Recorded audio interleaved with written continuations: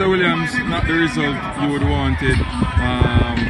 That last free kick that Demar Phillips scored on you really, take away the 3 points.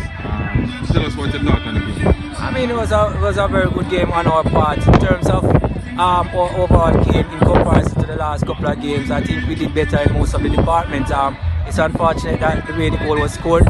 I think it's a good goal, but the position of the goalkeeper could have been much better.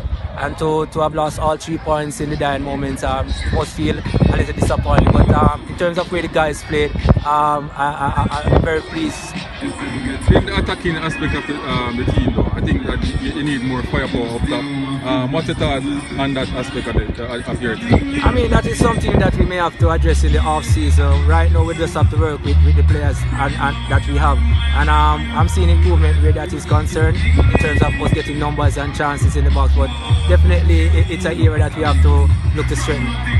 Thank you very much, Mr. Williams, and continue to do the good work. Yeah, man, respect.